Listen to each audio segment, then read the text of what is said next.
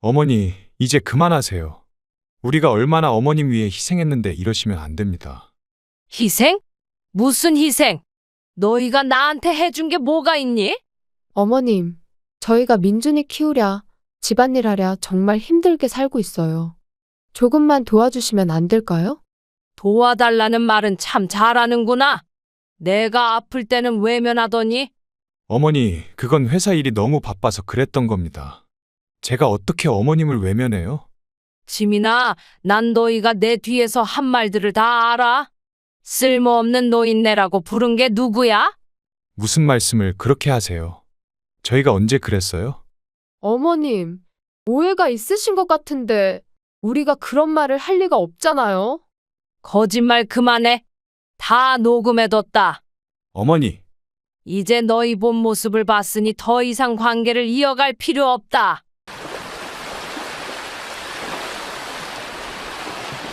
안녕하세요. 70대 김옥순입니다. 퇴직 후 아들 부부와 함께 살다 보니 그들과 저 사이의 거리가 점점 멀어짐을 느낍니다.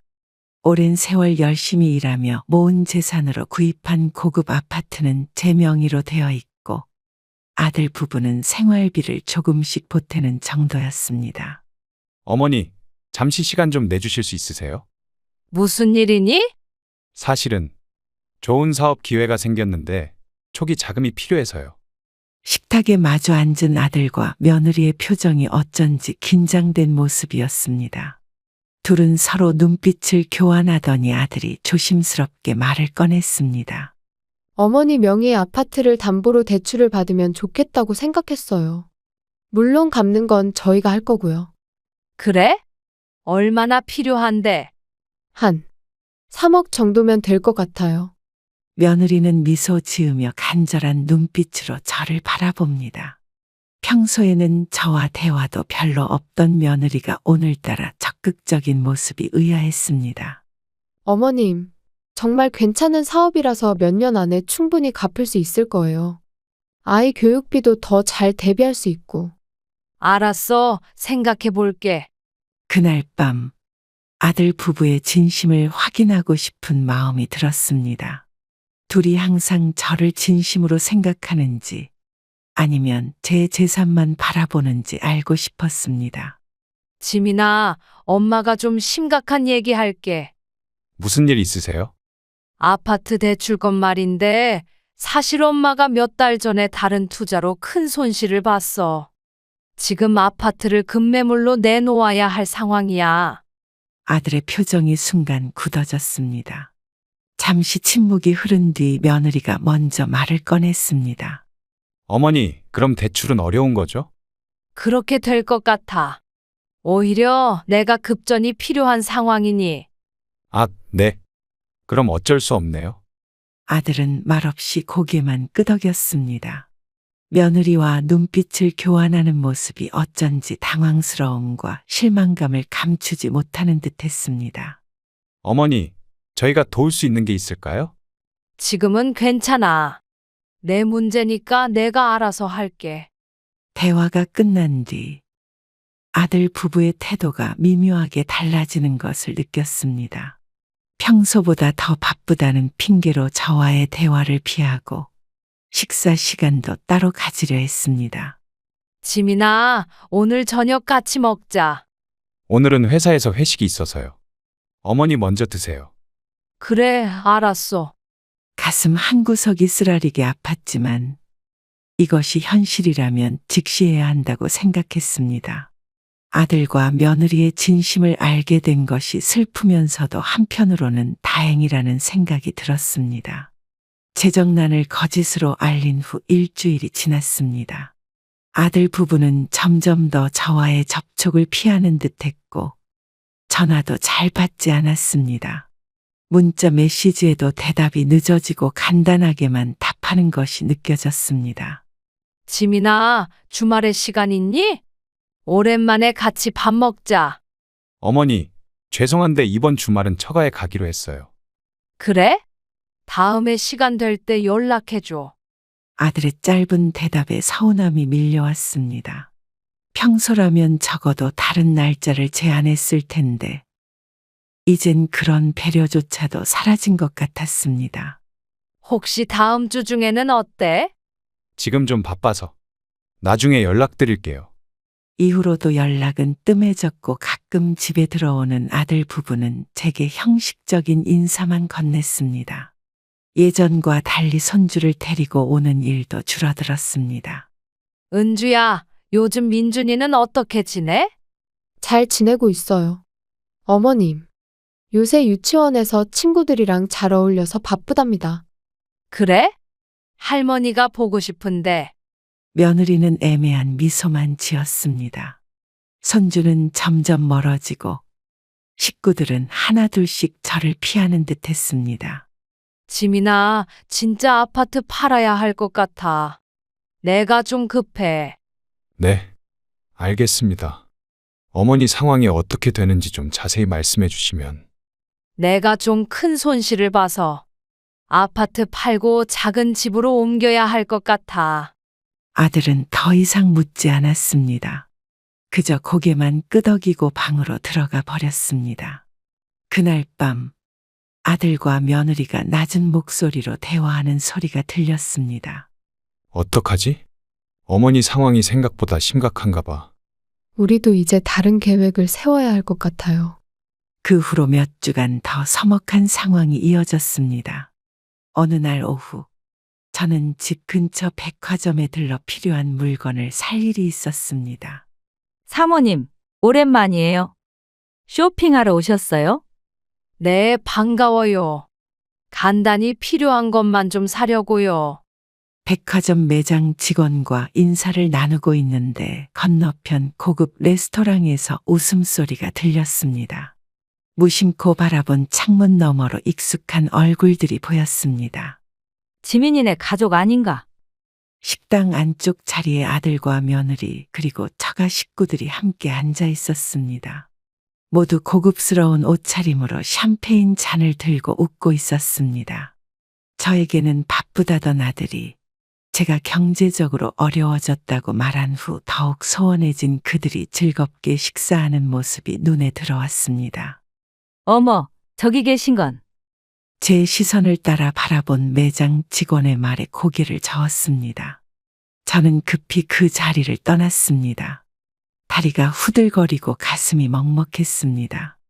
나한테는 바쁘다더니. 집으로 돌아오는 길, 핸드폰에 아들의 연락이 왔습니다. 처음으로 제 연락을 무시하고 싶은 마음이 들었습니다. 어머니, 내일 잠깐 뵐 수 있을까요? 아파트 관련해서 여쭤볼 게 있어서. 백화점 레스토랑에서의 충격적인 장면 이후로 아들 부부와의 거리는 더욱 멀어졌습니다.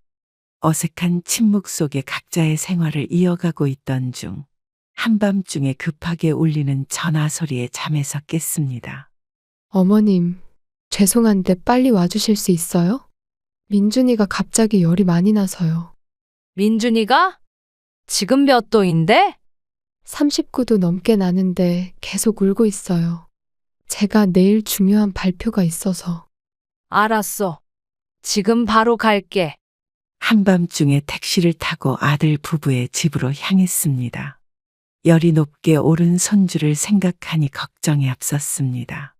그동안 서운했던 마음은 잠시 뒤로 하고 서둘러 문을 두드렸습니다. 다행히 오셨네요. 민준이 좀 봐주세요. 얼굴이 많이 빨갛네. 해열제는 먹였니? 아직이요. 약 줄 타이밍을 몰라서. 그럼 빨리 약부터 먹이자. 약은 어디 있어? 아들이 약을 가져왔고 저는 손주의 이마에 손을 얹었습니다. 확실히 열이 심하게 올라 있었습니다. 당장 체온계로 재어보니 39.5도가 나왔습니다. 지민아, 해열제랑 물 좀 가져와. 네, 어머니. 여기 있습니다. 은주야, 미지근한 물수건도 준비해줘. 네, 어머님. 금방 가져올게요. 어느새 아들과 며느리는 옷을 갈아입고 있었습니다. 민준이에게 약을 먹인 후 물수건으로 열을 내리는 동안 아들 부부의 분주한 움직임이 눈에 들어왔습니다.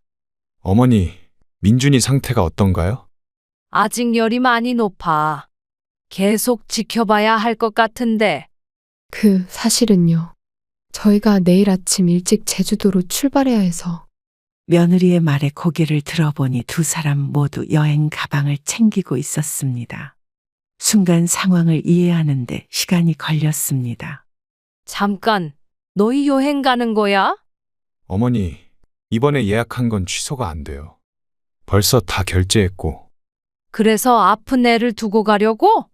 아들이 난처한 표정으로 끼어들었습니다. 어머니, 정말 죄송합니다. 이번 여행은 은주 회사에서 주는 인센티브 여행이라. 민준이가 이렇게 아픈데? 사흘만 봐주시면 정말 감사하겠습니다. 어머님, 며느리가 짐을 마저 싸며 말했습니다. 선주는 계속 열이 오르내리며 불편해하고 있었습니다. 어머니, 민준이 약은 여기 있고요. 하루에 3번 먹이시면 됩니다. 열 계속 나면 병원에 데려가 주세요. 은주야, 이렇게 가도 되는 거야? 애가 이렇게 아픈데. 어머님, 정말 미안해요. 하지만 이번 여행은 정말 중요해서. 아들이 짐을 들고 현관으로 향하며 덧붙였습니다. 어머니, 병원비는 제가 다 낼게요. 필요하면 카드 써도 됩니다. 그렇게 카드만 주면 다 되는 줄 아니? 정말 죄송합니다만 이번엔 정말 어쩔 수 없어요. 현관문이 닫히고 두 사람의 발소리가 멀어졌습니다. 저는 고열에 시달리는 손주를 안고 남겨졌습니다. 아이는 계속 보채며 울었고 저는 밤새 물수건을 갈아주며 열을 내리기 위해 애썼습니다. 괜찮아, 민준아. 할머니가 있잖아. 엄마 어디 갔어요? 엄마 아빠는 잠깐 여행 갔어. 할머니랑 있자. 아파요. 할머니, 아이의 작은 손이 제 손을 꼭 쥐었습니다. 그 순간 서운함보다는 이 아이를 잘 돌봐야겠다는 책임감이 더 크게 다가왔습니다. 아들 부부가 떠난 지 하루가 지났습니다. 손주 민준이의 열은 내렸다 올렸다를 반복했습니다. 해열제를 먹이면 잠시 괜찮아지다가도 약효가 떨어지면 다시 열이 올랐습니다. 밤새 민준이 곁을 지키며 물수건을 갈아주었지만 상태가 호전되지 않았습니다. 할머니, 목이 아파요. 그래? 어디 한번 보자. 민준이의 목을 살펴보니 편도가 빨갛게 부어 있었습니다. 손으로 목을 만지자 아파하는 모습에 걱정이 커졌습니다. 체온계로 재어보니 39.8도까지 오른 온도에 망설일 시간이 없었습니다. 민준아, 병원에 가야겠다. 괜찮지? 싫어요. 무서워. 소아과 병원이 문을 열 시간까지 기다리다가 택시를 타고 병원으로 향했습니다. 가방에 민준이의 갈아입을 옷과 물, 약을 챙기느라 허둥대기도 했습니다. 택시 안에서 민준이는 제 무릎에 누워 계속 울었습니다. 이마에 손을 대니 뜨거운 불덩이 같았습니다. 금방 좋아질 거야. 조금만 참자. 병원에 도착해 진료를 받으니 의사는 심각한 표정으로 고개를 저었습니다. 편도염 증상이 심각해 입원 치료가 필요하다는 말에 가슴이 철렁했습니다. 아들 부부에게 연락을 취해야 했습니다. 지민아, 민준이 상태가 안 좋아서 입원해야 한대. 네? 많이 심각한가요? 편도염이 심하대. 지금 병원에 입원하려고. 전화기 너머로 들리는 배경음은 분명 즐거운 휴양지의 소리였습니다. 웃음소리와 음악소리가 섞여 들려왔습니다. 아들의 목소리에서는 당황스러움과 동시에 어떤 거리감이 느껴졌습니다. 어머니, 죄송합니다. 지금 저희가 갈 수가 없어서. 이번 수속을 밟으며 발걸음이 무거웠습니다. 다른 아이들은 모두 부모가 함께 있는데 민준이만 할머니와 둘이 있는 모습이 마음 아팠습니다. 간호사는 친절하게 도와주었지만 보호자 동의서에 서명하면서 손이 떨렸습니다. 보호자분이 할머니신가요? 네, 부모님이 지금 출장 중이라. 네. 여기 서명해 주세요. 병실에 들어가 민준이를 침대에 눕히고 링거를 마치는 동안 아이는 계속 울었습니다. 작은 손이 제 손을 꼭 붙잡고 놓지 않았습니다. 손주의 아픔을 지켜보는 것은 제 가슴이 찢어질 듯 아팠습니다. 할머니, 안 갈 거죠?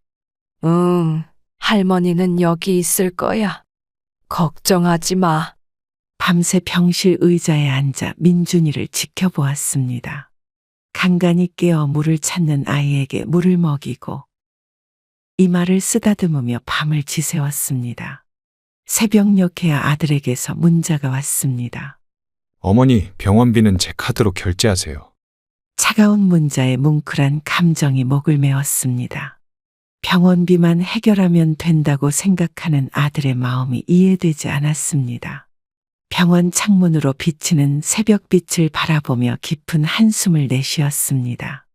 아줌마, 혼자 많이 힘드시죠? 옆 침대에 젊은 엄마가 다가와 물었습니다. 그제야 수면 부족과 피로로 지친 제 모습이 거울에 비쳤습니다. 눈 밑에 다크서클과 주름진 얼굴이 더욱 깊어 보였습니다. 괜찮아요. 손주니까. 아이 부모님은 오시나요? 여행 중이라. 대답하는 목소리가 흔들렸습니다. 민준이의 상태는 점차 나아졌지만 입원 기간은 최소 3일이라는 의사의 말에 어깨가 무거워졌습니다. 그날 오후 아들에게서 다시 연락이 왔습니다. 어머니, 민준이 상태가 어떤가요? 많이 좋아졌어. 그래도 3일은 입원해야 한대. 알겠습니다. 저희는 일정이 있어서 돈은 필요한 만큼 쓰세요. 민준이가 병원에서 퇴원한 지 이틀 후 아들 부부가 여행에서 돌아왔습니다.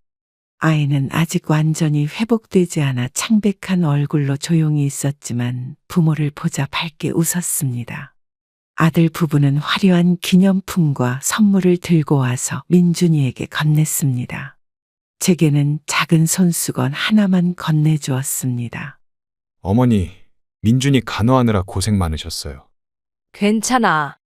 그런데 너희는 여행 잘 다녀왔니? 네, 정말 좋았습니다. 아쉬운 건 민준이가 아파서 함께 못 갔다는 거죠. 아들 부부는 신이 나서 여행 이야기를 늘어놓았습니다. 제주도의 아름다운 풍경과 맛있는 음식, 즐거웠던 액티비티에 대해 한참을 이야기했습니다. 병원에서 고생했던 이야기는 묻지도 않았습니다. 민준아, 엄마 아빠랑 집에 가자. 할머니도 이제 쉬셔야죠. 할머니도 같이 가요. 할머니는 집에 가셔야지. 할머니도 피곤하실 거야. 민준이를 데리고 아들 집에서 나오는 길, 피로감이 밀려왔습니다. 손주를 돌보며 며칠 동안 거의 제대로 된 수면을 취하지 못했습니다. 집으로 돌아와 침대에 누우니 온몸에 긴장이 풀리며 깊은 잠에 빠져들었습니다. 다음 날 오후 잠에서 깨어난 저는 집안이 어수선하다는 것을 느꼈습니다. 침실 문을 열자 거실에서 들려오는 소리에 걸음을 멈췄습니다. 며느리가 제 물건들을 정리하고 있었습니다. 어머니, 이런 낡은 물건들은 다 버려야 해요. 공간만 차지하고. 은주야, 뭐 하는 거야? 며느리는 제 목소리에 화들짝 놀라며 뒤를 돌아봤습니다. 거실 한가운데는 제 옷장과 서랍이 열려 있었고 오래된 제 물건들이 여기저기 흩어져 있었습니다. 큰 검은 쓰레기 봉투에는 이미 제 소중한 물건들이 담겨 있었습니다. 어머님, 언제 일어나셨어요? 저는 그냥 정리를 좀 도와드리려고. 내 물건에 손 떼기 전에 먼저 물어봐야 하는 것 아니니? 저는 천천히 다가가 쓰레기 봉투 속을 들여다보았습니다. 남편과의 추억이 담긴 낡은 스카프, 아들이 어렸을 때 그려준 그림, 오래된 사진첩이 무덤덤하게 버려져 있었습니다. 특히 눈에 띈 것은 제 시어머니께서 물려주신 한복이었습니다.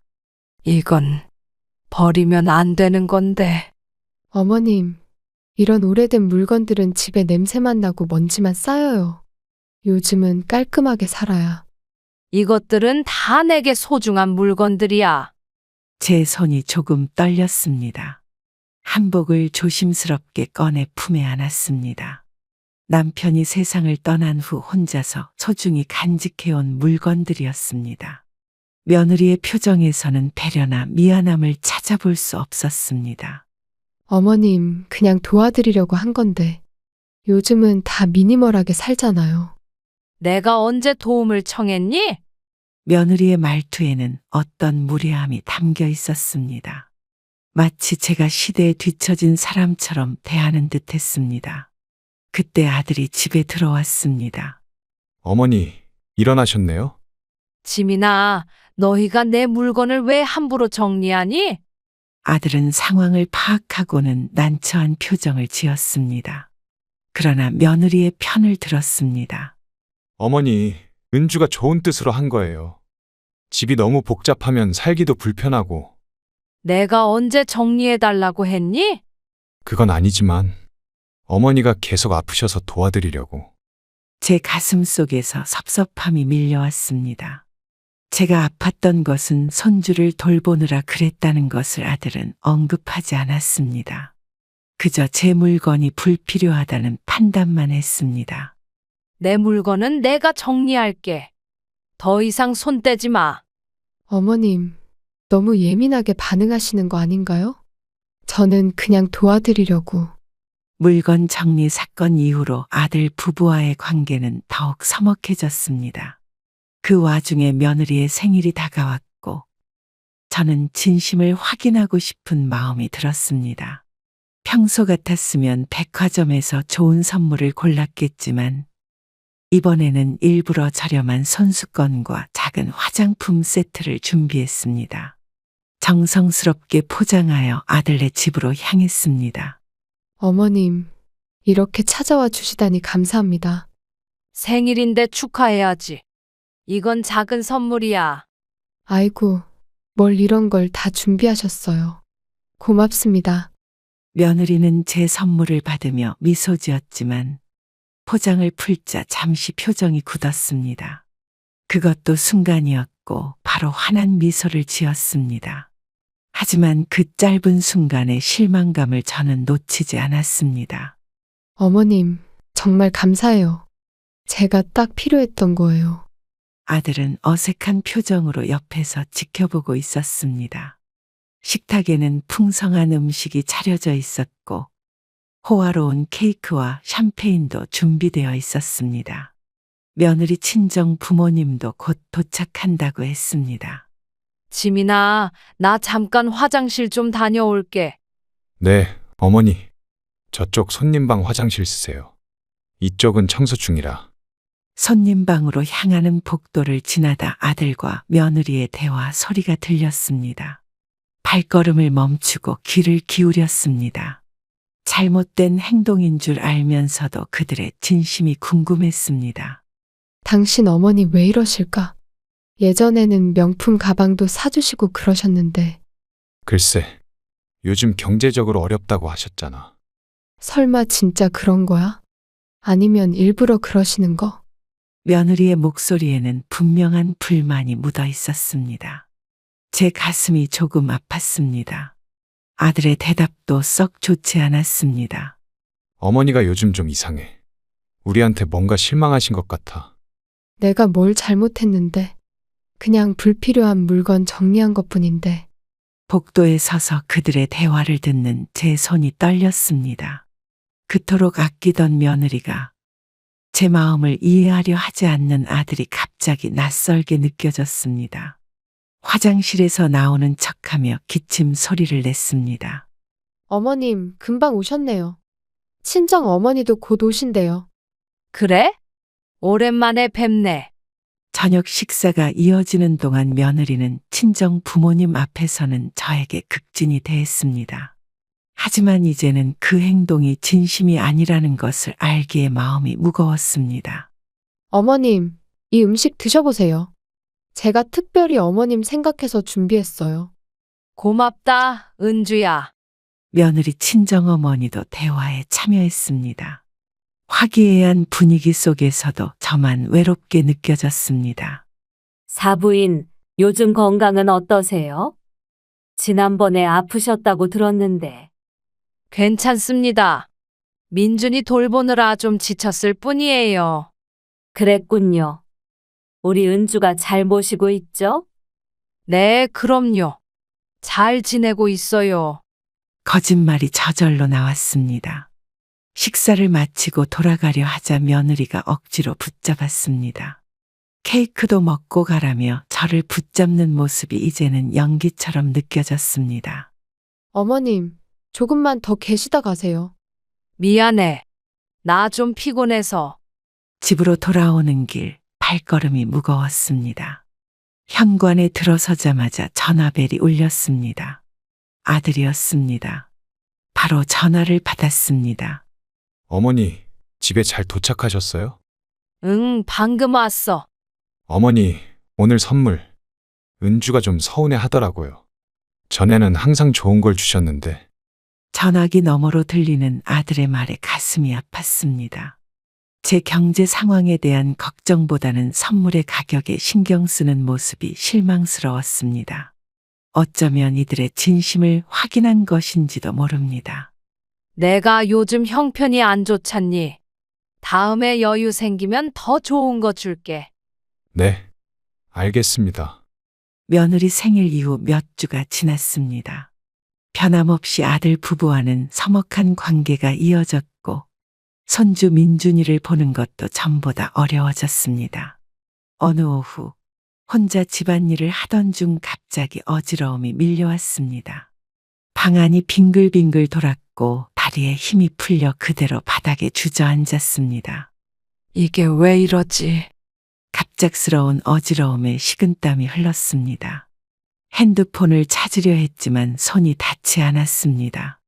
겨우 몸을 일으켜 소파로 옮겨 앉았지만 어지러움은 계속되었습니다. 점점 시야가 흐려지고 의식이 희미해지는 것을 느꼈습니다. 아들한테 연락해야 하는데. 간신히 핸드폰을 찾아 아들에게 전화를 걸었습니다. 하지만 전화는 바로 음성 사서함으로 넘어갔습니다. 며느리에게 전화해도 받지 않았습니다. 시간이 흐를수록 상태는 악화되었고 결국 119에 전화를 걸어 도움을 요청했습니다. 119 구조대입니다. 저 갑자기 어지럽고 몸을 못 움직이겠어요. 주소를 알려주시겠습니까? 바로 구급차 보내드리겠습니다. 구급차가 도착할 때까지의 시간이 영원처럼 느껴졌습니다. 구급대원들이 저를 병원으로 이송하는 동안에도 아들에게 계속 연락을 시도했지만 닿지 않았습니다. 응급실에 도착한 후에야 의사가 뇌혈관 일시적 경색 증상이라고 진단했습니다. 응급 검사가 필요합니다. 보호자분은 안 오셨나요? 아직 연락이 안 되네요. 그럼 저희가 필요한 조치를 취하겠습니다. 입원이 필요한 상태입니다. 간호사의 도움으로 입원 수속을 밟았습니다. 병실로 옮겨진 후에도 아들 부부에게 연락이 닿지 않자 불안감이 커졌습니다. 모르는 병원, 모르는 사람들 사이에서 홀로 남겨진 기분이었습니다. 할머니, 보호자분 연락처 좀 더 알려주시겠어요? 아들 말고는 다른 사람이 없네요. 걱정 마세요. 제가 도와드릴게요. 친절한 간호사가 저를 돌봐주었습니다. 그녀의 따뜻한 손길에 눈물이 핑 돌았습니다. 밤이 깊어지도록 아들은 연락이 없었고 저는 병실 창문으로 보이는 어두운 하늘을 바라보며 생각에 잠겼습니다. 죄송해요. 식사 시간이 지났지만 뭐라도 드셔야죠. 감사합니다. 신경 써주셔서. 간호사는 제게 따뜻한 죽을 가져다 주었습니다. 그녀의 따스한 태도가 더욱 서글픔을 느끼게 했습니다. 밤중에 겨우 아들에게 문자가 왔습니다. 어머니, 이제 봤어요. 무슨 일이세요? 병원에 입원했어. 뇌혈관 문제래. 네? 어느 병원이요? 아들의 답장은 또다시 늦어졌습니다. 1시간 후에야 짧은 문자가 왔습니다. 어머니, 죄송한데 지금 중요한 회의가 있어서 내일 아침에 가볼게요. 많이 심각한가요? 눈물이 뺨을 타고 흘렀습니다. 제 상태를 걱정하기보다는 자신의 일정을 더 중요시하는 아들의 모습에 가슴이 아팠습니다. 이제는 정말 혼자라는 생각이 들었습니다. 괜찮아. 내일 와도 돼. 필요한 거 있으면 말씀하세요. 다음 날 아침까지도 아들은 나타나지 않았습니다. 의사가 회진을 왔을 때도 혼자였습니다. 상태가 안정되었다는 의사의 말에 안도했지만 그 안도감을 나눌 가족이 없다는 사실이 더 큰 외로움으로 다가왔습니다. 선생님, 퇴원은 언제쯤 할 수 있을까요? 최소 3일은 더 관찰해야 합니다. 가족분들 도움이 필요하실 텐데. 괜찮습니다. 제가 알아서 할게요. 오후가 되어서야 아들이 병문안을 왔습니다. 손에는 과일 바구니만 들려 있었고 표정은 어쩐지 불편해 보였습니다. 어머니, 많이 놀라셨죠? 어떻게 지내세요? 그냥 그렇지 뭐. 회의는 잘 마쳤니? 병원에서 퇴원한 지 일주일이 지났습니다. 의사의 권고대로 집에서 휴식을 취하며 지내고 있었습니다. 아들은 가끔 전화로 안부를 물었지만 직접 찾아오는 일은 없었습니다. 며느리는 아예 연락도 하지 않았습니다. 어느 날 아들에게서 갑작스러운 전화가 왔습니다. 어머니, 내일 저녁에 집에 계실 거죠? 그럴 것 같은데 무슨 일이니?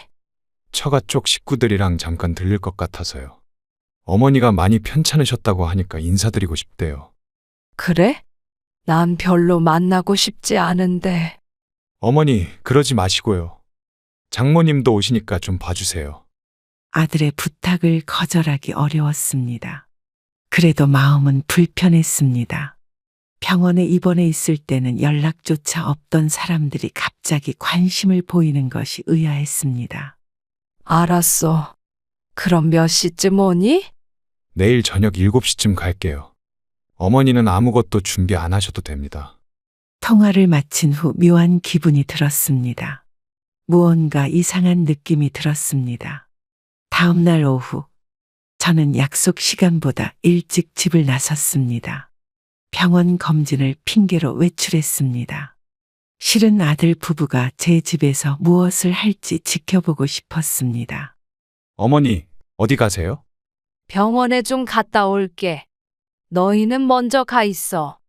네, 알겠습니다. 그럼 저희가 열쇠로 들어갈게요. 건물 밖으로 나간 척하고 주차장에 숨어 있다가 아들 부부와 처가 식구들이 들어오는 모습을 지켜봤습니다.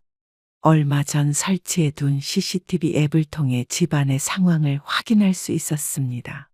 집안 곳곳에 작은 카메라를 설치해 둔 것이 다행이었습니다.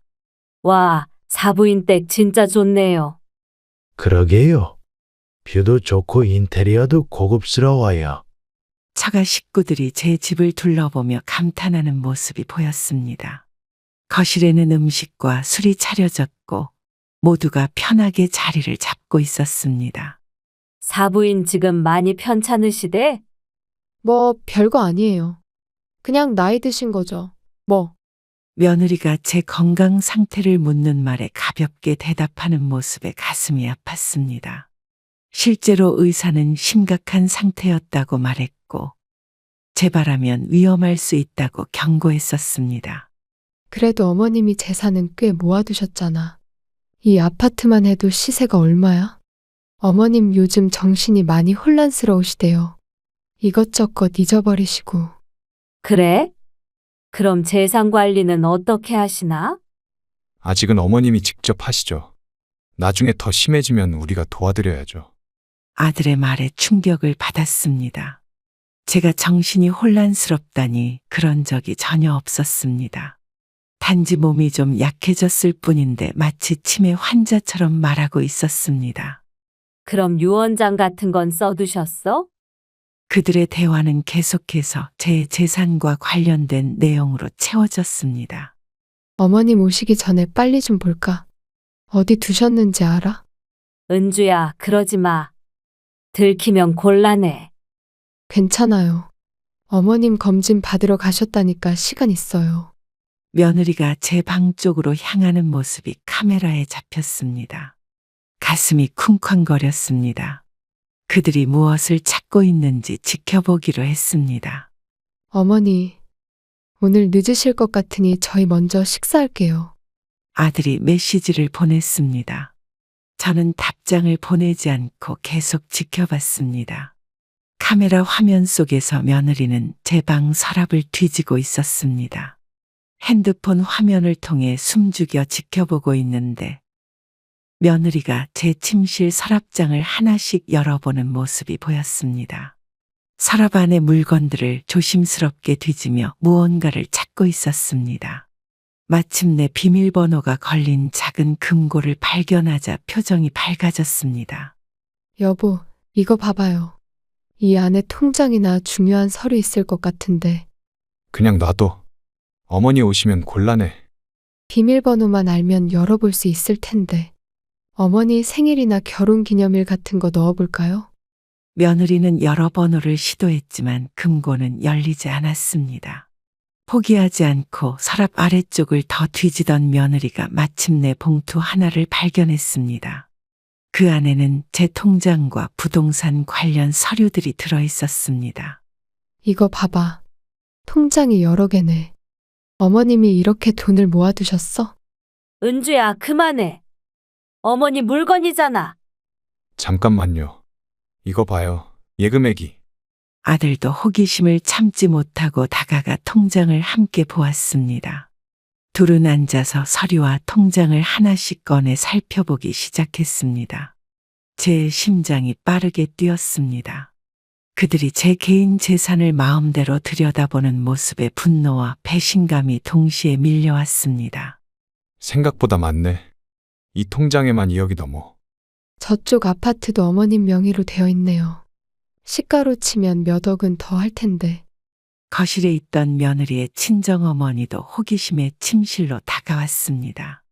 그들은 마치 보물을 발견한 듯 제 재산 서류를 하나씩 살펴보았습니다. 어머, 이렇게 재산이 많으셨어? 사부인은 대단하시네. 어머니, 들어오시면 안 돼요. 어머님 오시면 어떡해요? 괜찮아. 어차피 한참 후에 오신대잖아. 며느리는 발견한 서류를 핸드폰으로 사진 찍기 시작했습니다. 아들은 불안한 듯 주변을 살폈지만 말리지는 않았습니다. 제 가슴이 무너져 내리는 것 같았습니다. 그동안 쌓아온 신뢰가 한순간에 무너지는 느낌이었습니다. 이게 다 어머님 명의네. 나중에 상속 문제 없겠어요? 글쎄. 어머니가 요즘 건강이 안 좋으시니까 미리 상속 문제를 정리해 두는 게 좋을 것 같아. 그래요. 변호사랑 상담해 볼까요? 어머님 설득해서. 며느리의 말에 아들이 고개를 끄덕였습니다.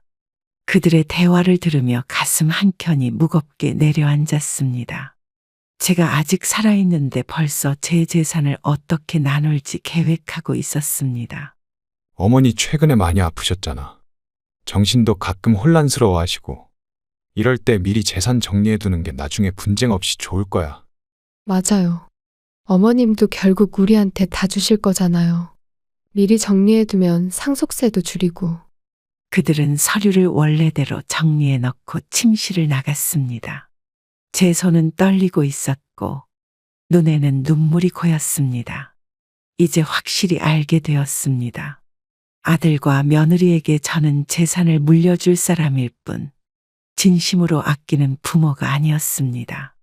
어머님 연락 왔어요? 언제 오신대요? 아직. 그냥 우리끼리 식사하자. 거실로 돌아간 그들은 마치 아무 일도 없었다는 듯 웃고 떠들었습니다. 카메라 화면을 통해 그들이 제 재산에 대해 이야기하는 모습을 지켜보며 가슴속에서 결심이 굳어졌습니다. 어머님한테는 아무 말도 하지 마세요. 괜히 서운해 하실 수 있으니까. 당연하지. 우리가 어머니를 위해서 미리 알아보는 거니까. 제 집에서 파티를 벌이며 제 물건을 함부로 다루는 모습 그리고 제 재산을 계산하는 모습을 지켜본 후 더 이상 망설일 필요가 없다고 느꼈습니다. 핸드폰을 켜고 내일 아침 일찍 만나자는 메시지를 변호사에게 보냈습니다. 이렇게 늦게 죄송합니다만 내일 오전에 급하게 뵙고 싶습니다. 괜찮습니다. 아침 9시에 뵐까요? 네, 감사합니다. 중요한 재산 문제로 상담드리려고 합니다. 변호사의 답장을 받고 다시 CCTV 화면을 바라봤습니다.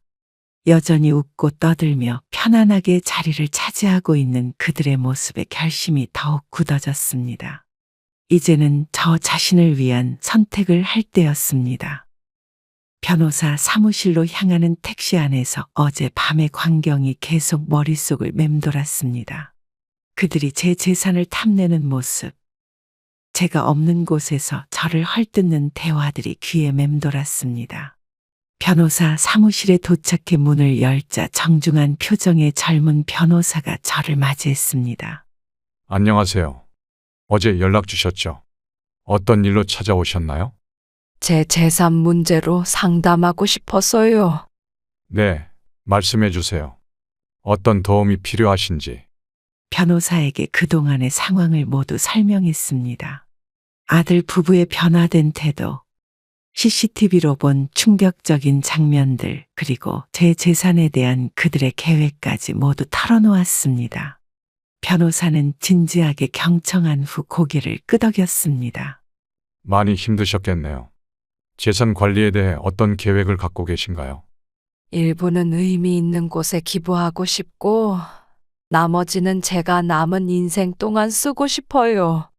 변호사는 꼼꼼하게 메모를 하며 여러 가지 방안을 제시해 주었습니다. 법적으로 안전하게 재산을 관리하고 보호할 수 있는 방법들, 기부 시 세금 혜택을 받을 수 있는 방법들을 상세히 설명해 주었습니다. 그의 조언을 들으며 마음이 조금씩 가벼워졌습니다. 중요한 건 모든 것이 합법적이고 명확하게 진행되어야 한다는 점입니다. 특히 가족 간 갈등이 예상되는 상황에서는 더욱 그렇죠. 네, 알겠습니다. 그럼 어떻게 진행하면 될까요? 우선 재산 목록을 정리하고 기부하실 부분과 개인적으로 관리하실 부분을 명확히 구분해야 합니다. 상담을 마치고 은행으로 향했습니다. 여러 개의 계좌를 정리하고 새로운 계좌를 개설했습니다. 아들이 모르는 은행에 새 금고도 마련했습니다. 그곳에 중요한 서류들과 귀중품을 보관하기로 했습니다. 일주일에 걸쳐 차근차근 재산을 정리했습니다. 선생님, 이 서류들은 모두 기부 관련 서류입니다. 확인해 주시겠어요? 네, 문제 없습니다. 이렇게 하면 재산의 30%가 지정하신 아동복지재단으로 기부됩니다. 나머지는 제 개인 계좌로 옮겨주세요. 법적 절차를 모두 마치고 집으로 돌아오는 길, 아들에게서 전화가 왔습니다. 평소와 달리 다정한 목소리였습니다. 어머니, 오늘 저녁에 시간 괜찮으세요? 같이 식사하고 싶은데. 오늘은 좀 피곤하구나. 다음에 하자. 어머니, 중요한 얘기가 있어서요. 어머니 건강 문제도 있고. 전화를 끊고 창밖을 바라보았습니다. 이제 그들의 의도를 너무나 잘 알고 있었습니다. 제 재산에 대한 욕심, 제가 아프다는 핑계로 재산 관리를 대신하려는 계획까지 모든 것이 명백했습니다. 저, 괜찮으세요? 택시 기사님의 걱정스러운 목소리에 정신을 차렸습니다. 제 눈에서 눈물이 흐르고 있었습니다. 서둘러 닦으며 미소 지었습니다. 네, 괜찮습니다. 집으로 가주세요. 집에 도착한 후 메일함을 확인했습니다. 기부 완료 확인서와 새 계좌 정보가 담긴 서류들이 도착해 있었습니다. 이제 아들 부부가 알지 못하는 곳에 제 재산 대부분이 안전하게 보관되어 있었습니다. 그리고 일부는 의미 있는 곳에 쓰이게 될 것입니다. 어머니, 저희 지금 가도 될까요? 예상치 못한 초인종 소리와 함께 아들의 목소리가 들렸습니다. 급히 서류들을 치우고 문을 열었습니다. 아들과 며느리가 환한 미소를 지으며 서 있었습니다. 어머니, 오늘 어디 다녀오셨어요? 전화도 잘 안 받으시고. 은행 일이 있어서. 무슨 일이니? 그냥 어머니 걱정돼서요. 요즘 많이 안 좋으시잖아요. 며느리의 말에 씁쓸한 미소가 지어졌습니다. 이제 그들의 가식적인 관심이 무엇을 위한 것인지 너무나 잘 알고 있었습니다. 그들은 제 재산에만 관심이 있었고, 저는 그저 그들의 미래를 위한 수단일 뿐이었습니다. 아들 부부의 진심을 완전히 확인하고 싶었습니다. 재산을 정리한 지 2주일이 지났고 그들은 여전히 가식적인 관심을 보이며 저를 대했습니다. 마지막 시험을 해보기로 결심했습니다. 아침 일찍 아들에게 전화를 걸었습니다. 목소리를 최대한 약하고 떨리게 내며 말했습니다. 지민아, 엄마가 좀 이상해. 가슴이 너무 아프고 숨이 잘 안 쉬어져. 어머니, 괜찮으세요? 지금 바로 갈게요. 병원에 가야 할 것 같은데 혼자서는 힘들 것 같아. 당장 출발할게요. 어머니, 조금만 기다리세요. 전화를 끊고 침대에 누웠습니다. 오래 살아오며 쌓아온 연기력을 총동원하여 병든 척 준비했습니다. 아들이 오기 전에 작은 녹음기를 침대 옆 탁자 서랍에 몰래 두었습니다. 그들이 제 앞에서는 보이지 않는 진짜 마음을 알고 싶었습니다. 어머니, 괜찮으세요? 아이고, 많이 안 좋으신가 봐요. 30분 후 아들과 며느리가 급하게 도착했습니다. 두 사람 모두 걱정스러운 표정으로 제 방으로 들어왔습니다. 제 이마에 손을 대보고 맥박을 확인했습니다. 아들은 얼른 119에 전화를 걸었습니다. 응급 환자가 있어서 그러는데요. 괜찮아. 지민아, 너무 급하게 부른 것 같아. 조금 쉬니까 괜찮아졌어. 어머니, 그래도 병원에 가봐야죠. 지난번에도 그러셨잖아요. 아니야. 병원은 싫어. 그냥 집에서 쉴래. 며느리의 표정이 미묘하게 변했습니다. 아들을 바라보며 눈짓을 했습니다. 아들은 119 통화를 취소하고 저에게 물을 따라주었습니다. 어머니, 약이라도 드셔야죠. 어디 아프세요? 가슴이 조금 쉬면 괜찮아질 거야. 약을 먹인 후 두 사람은 저를 방에 눕혀두고 거실로 나갔습니다. 문을 살짝 열어두어 그들의 대화가 들리도록 했습니다. 그들은 제가 잠들었다고 생각했는지 작은 목소리로 대화를 나누기 시작했습니다. 어머니 상태가 생각보다 안 좋은 것 같아요. 걱정되네. 저번에 병원에서도 위험하다고 했잖아. 잠시 침묵이 흐르고 며느리가 다시 말을 꺼냈습니다. 이번엔 목소리 톤이 변했습니다. 근데 어머님 요즘 은행 다녀오시고 그러던데 무슨 일 있으신 걸까? 글쎄, 내가 물어봤는데 대답을 안 해주시더라고. 두 사람의 대화는 점점 제 건강 상태에서 재산 문제로 옮겨갔습니다. 제 심장이 빠르게 뛰었습니다. 마침내 그들의 진심이 드러나는 순간이었습니다. 지금 상태로는 어머니 재산 관리하기 힘들 것 같은데 우리가 도와드려야 하는 거 아니에요? 그러게. 어머니 건강이 이렇게 안 좋으신데 복잡한 재산 문제까지 신경 쓰시면 더 안 좋아지실 거야. 며느리의 목소리에는 걱정보다는 계산하는 듯한 냉정함이 묻어 있었습니다. 아들도 크게 다르지 않았습니다. 어머니가 정신이 혼란스러워지시면 재산 관리도 제대로 못 하실 텐데 우리가 미리 대비해야 될 것 같아. 맞아요. 혹시 다른 사람들한테 속으면 어떡해요? 그 나이에 쓸모없는 거에 돈 쓰시면. 쓸모없는 거라는 말에 가슴이 아팠습니다. 내 재산을 내 마음대로 쓰는 것마저 그들 눈에는 쓸모없는 일이었습니다. 대화는 계속 이어졌습니다. 어머니 주변에 돈 빌려달라고 하는 사람들 있잖아요. 그런 사람들이 어머님 정신 혼란스러울 때 이용하면 어떡해요? 억울함이 치밀어 올랐습니다. 제가 정신이 혼란스럽다는 말을 계속 퍼뜨리고 있었습니다. 그리고 이어진 충격적인 말이 제 귀를 때렸습니다. 아직 일찍 물어보기는 그렇지만 어머님 유언장은 쓰셨을까? 은주야, 그런 말은. 당신도 궁금하잖아요. 어차피 나중에는 다 우리 거 될 텐데. 말없이 녹음기를 바라보았습니다. 붉은 불빛이 깜빡이며 그들의 모든 대화를 담고 있었습니다. 이제 저는 완전한 진실을 알게 되었습니다. 녹음기에 담긴 아들 부부의 대화를 다시 들으며 가슴 속에서 분노가 치밀어 올랐습니다. 쓸모없는 노인네라는 말이 귓가에 맴돌았습니다.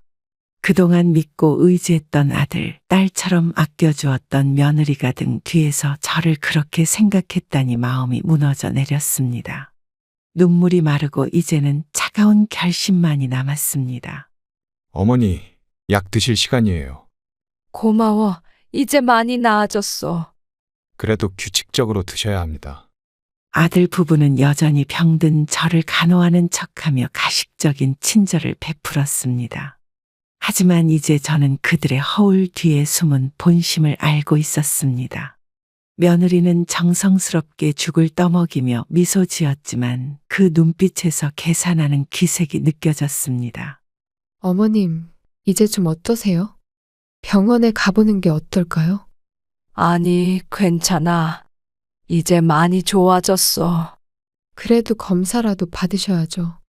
제가 모시고 갈게요. 며느리의 표정이 미묘하게 변했습니다. 분명 병원에 가면 제 건강 상태를 의사에게 확인받고 그것을 재산 관리 문제와 연결시키려는 계획이 있었을 것입니다. 하지만 제가 완강하게 거부하자 잠시 당황하는 기색이 역력했습니다. 어머니, 왜 그러세요? 우리가 도와드리려는 건데. 도움은 필요 없어. 너희도 바쁠 텐데 신경 쓰지 마. 그날 밤 저는 변호사에게 녹음 파일을 보냈습니다.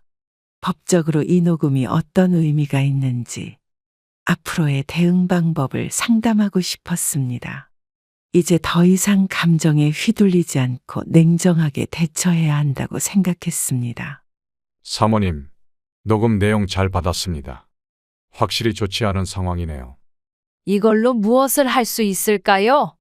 직접적인 법적 조치보다는 향후 재산 관리와 의사 결정에 있어 증거 자료로 활용할 수 있습니다.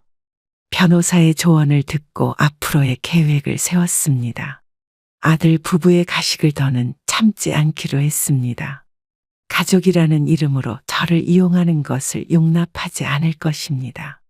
다음 날 아침, 재산 관리를 위한 서류 작업을 마무리했습니다. 주요 재산이 이미 안전한 곳으로 옮겨져 있다는 사실이 큰 위안이 되었습니다. 아들이 다시 전화를 걸어왔습니다. 어머니, 오늘은 어떠세요? 많이 좋아지셨어요? 응, 괜찮아졌어. 걱정 안 해도 돼. 다행이네요. 그런데, 어머니, 혹시 은행에 가신 일이 있으세요? 아들의 질문에 심장이 빠르게 뛰었습니다. 그들이 무언가를 눈치챘나 싶었습니다. 하지만 담담하게 대답했습니다. 왜? 내가 은행에 가면 안 되니? 아니요, 그런 게 아니라 어머니 통장 관리 도와드리려고요. 혼자 관리하시기 힘드실 것 같아서. 내가 할 수 있어. 이 나이까지 살아오면서 내 돈 관리 정도는 해왔으니까. 전화를 끊고 나서 복잡한 감정이 밀려왔습니다. 아들이 마치 정신이 온전하지 않은 사람 대하듯 말하는 것이 분명히 느껴졌습니다. 그들이 생각하는 것처럼 제가 쉽게 넘어갈 사람이 아니라는 것을 보여주고 싶었습니다. 어머니, 저희 집에 와서 좀 쉬다 가시는 게 어떠세요? 괜찮아. 내 집이 편해. 그래도 혼자 계시면 위험하잖아요. 저희가 옆에서 돌봐드릴게요. 제 70번째 생일이 다가오는 날 갑자기 초인종 소리가 울렸습니다. 문을 열자 손에 커다란 꽃다발과 선물 상자를 든 아들과 며느리가 환한 미소를 지으며 서 있었습니다. 2달 전 녹음기에 담긴 대화 이후로 저는 그들과 연락을 최소화해왔고 아들 부부도 차츰 연락이 뜸해졌습니다. 그런데 갑작스러운 방문에 당황스러웠습니다. 어머니, 생신 축하드립니다. 오늘은 특별한 날이니까 축하해드리려고 왔어요. 그래? 고맙구나. 들어오렴. 어머님, 요즘 연락도 잘 안 되고 걱정했는데 건강해 보이셔서 다행이에요.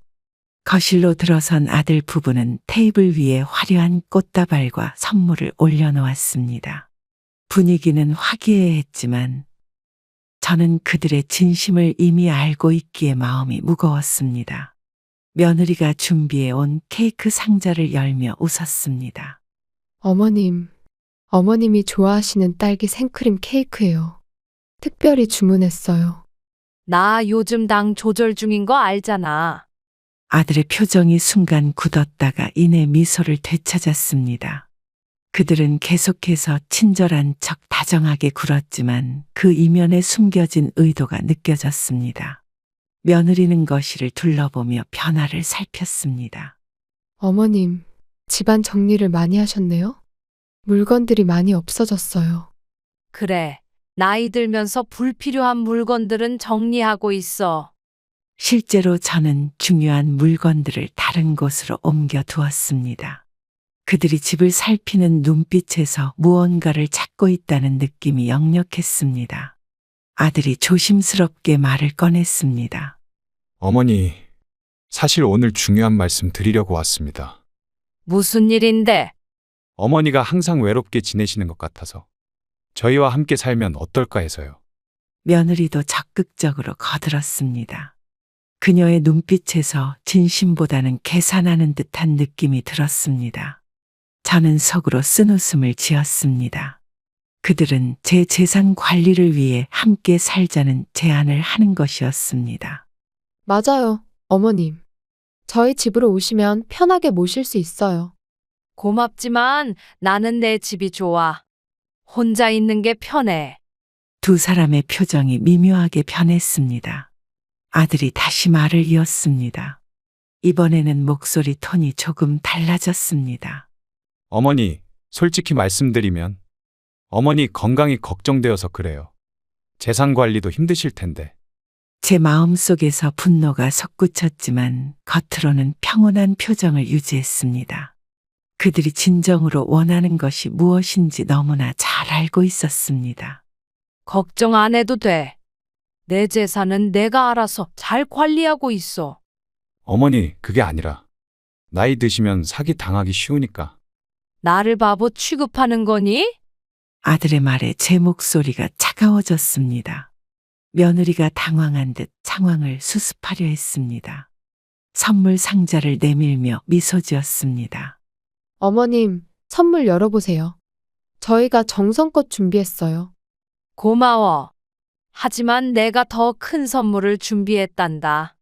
서랍에서 봉투를 꺼내 두 사람에게 건넸습니다. 봉투 안에는 변호사가 작성한 문서와 녹음 파일 사본이 들어 있었습니다. 그것은 제 재산 일부를 사회단체에 기부했다는 증명서와 아들 부부가 제 뒤에서 나눈 대화 녹음본이었습니다. 이게 무슨... 너희들이 진짜로 원하는 게 뭔지 알아. 이제 그만 연기해도 돼. 아들의 얼굴이 창백해졌습니다. 며느리는 당황한 듯 서류를 넘겨보더니 녹음 파일 사본을 보고 경악했습니다. 저는 차분하게 말을 이었습니다. 오늘부로 우리 관계는 여기까지야. 더 이상 너희를 가족으로 생각하지 않을 거야. 어머니, 이러시면 안 됩니다. 오해가 있으신 것 같은데. 오해가 아니라 진실이야. 너희가 쓸모없는 노인네라고 부른 사람이 바로 나란다. 아들 부부가 집을 나간 후 며칠이 지났습니다. 마음은 무거웠지만 후회는 없었습니다. 평화로운 아침을 보내고 있을 때 갑자기 현관 초인종이 요란하게 울렸습니다. 문을 열자 아들과 며느리가 화가 난 표정으로 서 있었습니다. 며느리의 눈은 붉게 충혈되어 있었고 아들의 얼굴은 일그러져 있었습니다. 어머니, 이게 대체 무슨 짓이에요? 무슨 일인데 이렇게 아침부터 소란이야? 재산 다 기부하셨다면서요? 어떻게 이럴 수 있으세요? 아들이 휴대폰을 들이밀었습니다. 화면에는 제가 재산의 일부를 기부한 내용에 관한 기사가 떠 있었습니다. 제가 지원한 아동복지재단에서 큰 기부금을 받았다는 소식을 홍보한 것이었습니다. 저는 차분히 대처했습니다. 내 재산으로 내가 원하는 일을 했을 뿐이야. 어머니, 그건 우리 가족 재산이잖아요. 어떻게 상의도 없이 그런 결정을. 가족 재산. 내가 평생 모은 돈인데 언제부터 너희 재산이 된 거니? 아들 부부의 얼굴이 더욱 일그러졌습니다. 며느리는 눈물을 글썽이며 저를 원망하는 눈빛으로 쳐다보았습니다. 분노를 참지 못하고 목소리를 높였습니다. 어머님, 저희는 어머님을 위해 모든 걸 다 해드렸어요. 이렇게 배신당할 거라고는 생각도 못했습니다. 배신. 내가 누굴 배신했지? 너희가 내 등 뒤에서 한 말들, 행동들. 그게 배신 아니니? 거실로 들어온 그들은 자리에 앉지도 않고 서서 저를 몰아세웠습니다. 아들의 목소리는 떨리고 있었습니다. 처음 보는 그의 모습에 조금 놀랐지만 이미 마음을 굳게 먹은 저는 흔들리지 않았습니다. 어머니, 취소할 수 있죠. 아직 늦지 않았을 거예요. 취소 같은 건 없어. 이미 법적으로 모든 절차가 끝났어. 그럼 남은 재산은요? 적어도 그건. 나머지는 내가 쓸 거야. 너희한테 줄 생각 없어. 침묵이 흘렀습니다. 아들의 눈에 분노와 실망감이 가득했습니다. 며느리는 울음을 참지 못하고 흐느꼈습니다. 그들의 모습이 안타깝기도 했지만 지난 시간 동안 쌓인 상처와 배신감을 떠올리니 마음이 단단해졌습니다. 어머니, 이러시면 안 됩니다. 우리가 어머니 위해서 얼마나 희생했는데. 희생? 어떤 희생? 내가 아플 때 병원에도 안 왔잖아. 아들이 갑자기 목소리를 높였습니다. 평소에 그가 아닌 것 같은 모습에 놀랐습니다. 얼굴이 붉게 달아오른 채 소리쳤습니다. 어머니, 우리 인생도 있어요. 늘 어머니만 중심이 될 수는 없잖아요. 그래, 너희 인생이 있지. 그러니 이제부터는 각자의 인생을 살자. 상황이 점점 격해지고 있었습니다. 며느리는 계속 흐느끼며 제 결정을 철회해달라고 애원했습니다. 하지만 이미 결심한 일이었습니다. 그들의 진심을 확인한 지금 더 이상 돌이킬 수 없었습니다. 어머님, 제발요. 민준이 생각해서라도. 민준이는 걱정 마. 내 손주니까 내가 알아서 챙길게. 아들이 갑자기 탁자를 내리쳤습니다. 소리에 놀라 저도 모르게 뒤로 물러섰습니다. 그의 눈에서는 분노가 넘쳐 흘렀습니다. 이런 아들의 모습은 처음이었습니다. 더 이상 말씀 안 통하겠네요. 법적으로 해결하겠습니다. 그래, 법적으로 해결하자. 나도 변호사가 있으니까. 아들 부부가 거친 발걸음으로 현관으로 향했습니다. 문을 쾅 닫고 나가는 소리가 집안에 울려 퍼졌습니다. 그들이 떠난 후 거실에 혼자 남아 깊은 한숨을 내쉬었습니다. 아픔은 있었지만 후회는 없었습니다. 이제는 저 자신을 위한 삶을 살 시간이었습니다. 신고 좀 하려고요. 네, 무슨 일이신가요? 방금 집에 누가 와서 난동을 부렸어요. 경찰에 신고한 후 마음을 가라앉혔습니다. 이미 법적으로 모든 대비를 해둔 상태였기에 두렵지는 않았습니다. 변호사를 통해 재산 관리를 확실히 해두었고 녹음 파일도 증거로 남겨두었습니다. 이제 새로운 시작을 준비할 시간이었습니다. 아들 부부와의 갈등 후 반년이 지났습니다. 도시의 번잡함을 떠나 경상도 시골 마을로 이사했습니다. 매일 아침 새소리에 눈을 뜨고 작은 텃밭을 가꾸며 평화로운 나날을 보냈습니다. 처음에는 낯설었지만 이제는 이 고요한 삶이 편안하게 느껴졌습니다. 도시에서의 복잡한 관계와 상처를 잊고 저 자신만을 위한 생활을 시작한 것입니다. 할머니, 내일도 같이 고구마 캐러 가면 안 될까요? 그래, 민수야. 내일도 같이 가자. 마을 아이들과 친해진 것도 큰 기쁨이었습니다. 특히 옆집 민수는 제 손주 민준이와 비슷한 나이였습니다. 텃밭 일을 도와주고 함께 간식을 먹으며 이야기를 나누는 시간이 즐거웠습니다. 그동안 아들 부부와는 완전히 연락이 끊긴 상태였습니다. 법적 공방도 무사히 끝났고 제 재산은 확실히 보호받게 되었습니다. 이모님, 오늘 날씨가 참 좋네요. 들에 같이 나가볼까요? 좋지, 김씨. 잠시 후에 준비하고 나갈게. 새로운 이웃들과의 관계도 자연스럽게 형성되었습니다. 도시에서는 이웃끼리 얼굴도 모르고 살았지만 이곳에서는 서로 돕고 챙기는 따뜻함이 있었습니다. 마을 할머니들과 함께 김장을 하고 장터에 가는 일상이 소소한 행복을 가져다 주었습니다. 어느 봄날 갑작스러운 전화가 왔습니다. 낯선 번호였지만 받아보니 아들의 목소리였습니다. 한참 동안 침묵이 흐른 후 조심스럽게 말을 꺼냈습니다. 어머니, 잘 지내고 계세요? 응, 잘 지내. 무슨 일이니? 그냥 안부가 궁금해서요. 시골로 이사하셨다고 들었습니다. 긴장된 목소리였습니다. 그동안 있었던 일을 생각하면 화가 날 법도 했지만 이상하게도 평온한 마음이 유지되었습니다. 아마도 새로운 삶에 적응하며 상처가 조금씩 아물어 가고 있었기 때문인 것 같았습니다. 어머니, 사실은 저희가 좀 어려워졌어요. 어떻게 된 일이니? 처가집 사업이 많이 안 좋아졌어요. 저희가 투자했던 돈도 다 날아갔고. 아들의 목소리에서 당혹감과 어려움이 느껴졌습니다. 그의 말에 따르면 며느리 친정에서 하던 사업이 파산 위기에 처했고 아들 부부가 전 재산을 투자했다가 모두 잃게 된 상황이었습니다. 하지만 더 이상 저에게 의지하려는 마음이 생기지 않았습니다. 도움이 필요한 거니? 그게 조금만 도와주시면. 내가 너희에게 해줄 수 있는 건 조언뿐이야. 스스로 해결해봐.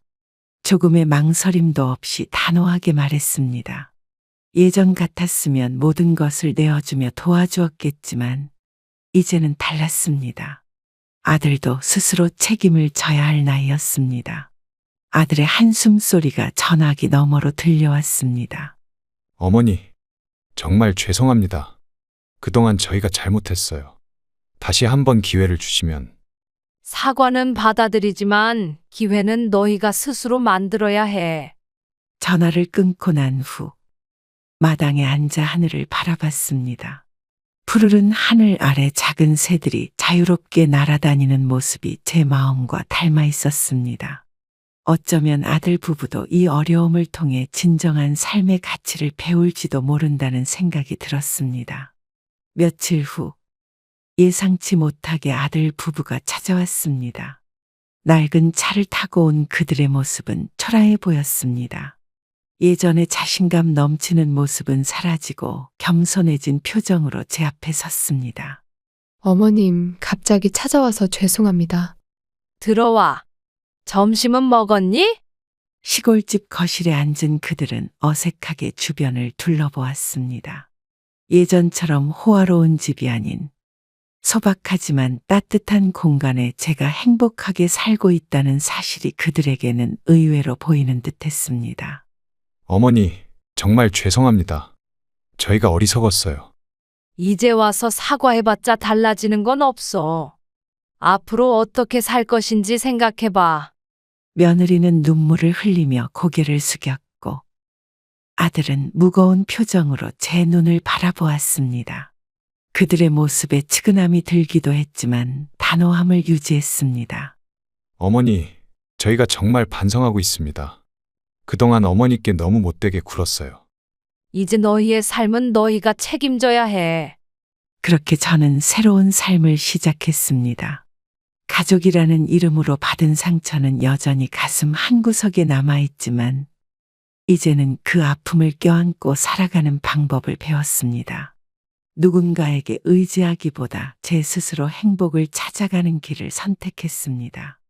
인생의 후반부에 깨달은 가장 큰 교훈은 사랑과 재산은 별개라는 것입니다.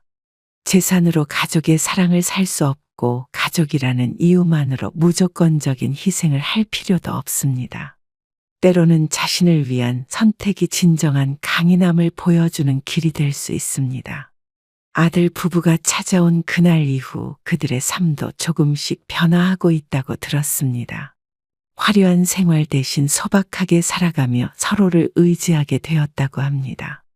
어쩌면 그들에게도 이번 일이 인생의 중요한 교훈이 되었을지도 모릅니다. 상처를 준 사람들을 미워하기보다 그 경험을 통해 성장한 제 자신을 사랑하는 법을 배웠습니다.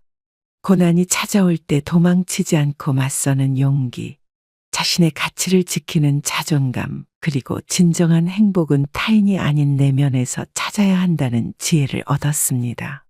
세월이 흘러도 변하지 않는 진리가 있습니다.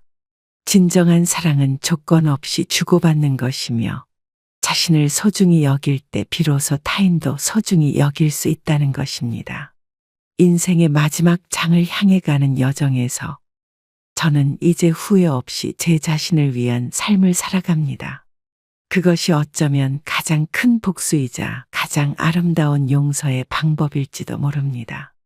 그럼 구독자 여러분, 오늘도 행복한 하루 되시길 기원하겠습니다.